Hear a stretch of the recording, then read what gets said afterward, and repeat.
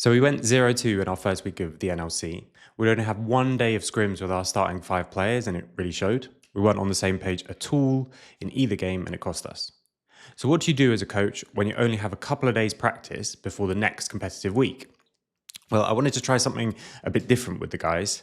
Our first scrim, though, wasn't streamed. So I still wanted to record the pre-scrim meeting so that you guys can see what we're trying to do to improve, and we can hopefully have a little bit of discussion about this kind of thing. As last time, this is just an unedited segment of the meeting, cutting out the start and catch up, and the end part where we talk about champions and mention our competition of the day, which obviously we don't want to share here. So hope you enjoy, and let me know what you think. Anyway, and then if we can turn on the stream, we will. Okay, so as always, we're still going to go through the same thing. There's not going to be a recap this week, though, because we had the competitive games and we had a while since we last scrimmed. So we're going to go straight into the goal, and I'll be laying out the goal kind of for the week. We have, 2 or 3 practices before competitive games, and then one after as well, with Freddie coming back too. So we want to look at the same things that were a problem in the competitive games, because of course everything is a bit different there than it is in scrims, although I think we can agree that they were probably problems that we had in scrim as well. So the biggest one for the biggest ones for me, and having talked with all of you as well and heard your thoughts on it, the 3 that I want to look at for this week, the first thing is I want to improve the draft. Now, first thing to just say is that when we get to competitive games especially, like, everyone needs to try and be ready before the ready check. I'm not saying that this was the reason that the draft wasn't exactly like we wanted, even though I do think they were still fine. But make sure, like, toilet, check mic, check stream, those kind of things. That was my fault as well. As the draft started, a bunch of people instantly messaged in the chat saying, oh my God, we can hear everything in the draft.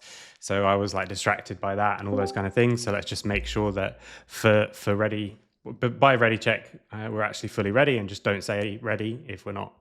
The next thing, which is the same I told you guys when we did the scrim with Joko, so it'll be the first time Martin's hearing this.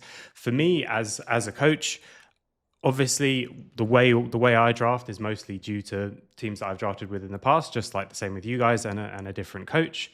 The thing for me is that we're very nice in the draft. We're like, oh, I can play anything here, or like I can play whatever. Or if someone says this champ is really good, we'll say, yeah, I can play it, even if it's not what we want to play.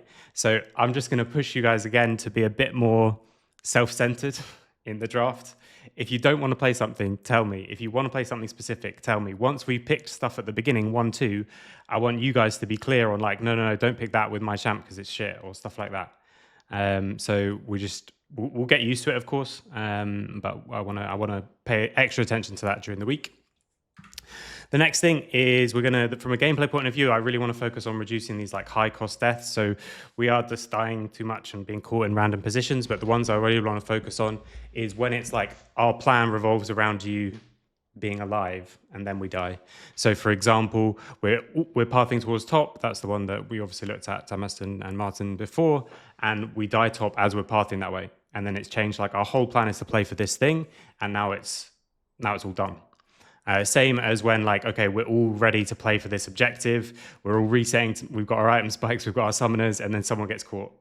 And now the whole like planning is just kind of out the window a little bit. So we're going to pay extra attention to that this week. Then the most important one, and it's going to be the big focus for today, is to try and get everyone on the same page. Now, this is not an easy task by any stretch, but that's what we're going to try and achieve. So the goal for today is just that last one. Is going to be primarily, of course, we'll talk about gameplay stuff, but primarily we want to look at this. Now, for me, when we're talking about getting on the same page, there's 2 things or 2 ways that we can kind of go about it. The first is that we build a shared understanding of the game so that we all see the game in the same way. So that when we look at a situation, we'll be able to say, okay, this is what we would do here. So NORD would do this in this situation. It doesn't necessarily mean that everyone has to agree with it, but it's just like gradually we build up that kind of shared knowledge of this is how we play objectives, this is how we play side lanes, all those kind of things.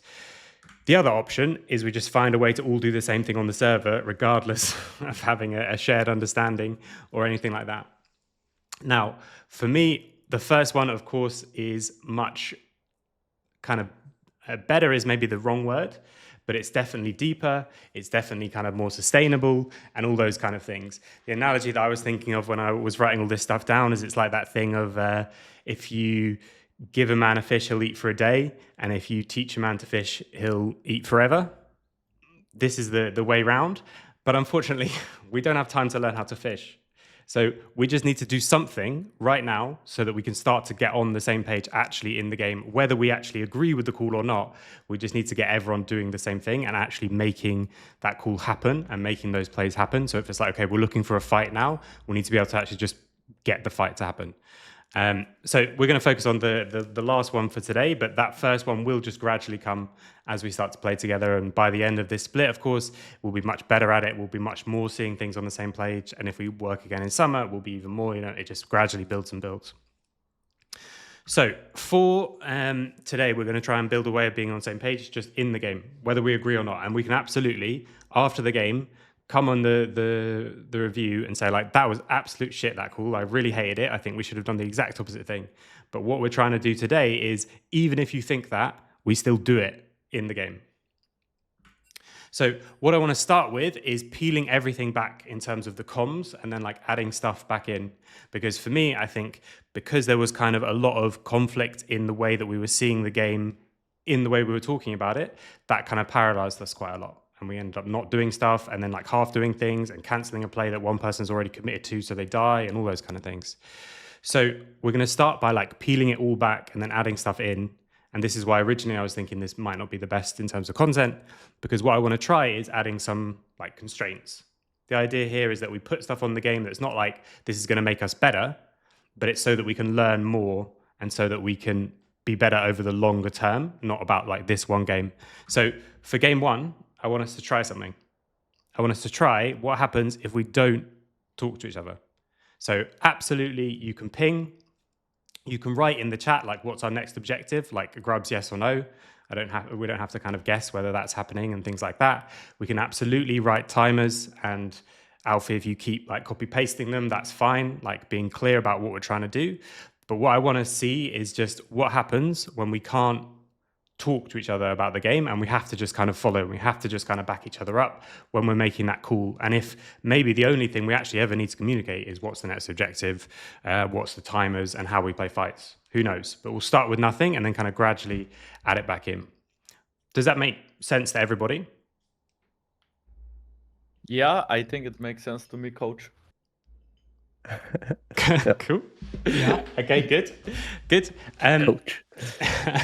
So that's what we did for game one. Now, game one was a bit confusing. It was a bit of a mess. It was actually the only game as well we lost on the day. But then game two, we had Martin, Jankos, and Alfie, which is Nash, talk, and everyone else had to be quiet. And that becomes actually closer to the way that we wanted to start to have a comm system. So as we went through the day, we gradually introduced more and more of the communication. And I think for me, it was incredibly productive.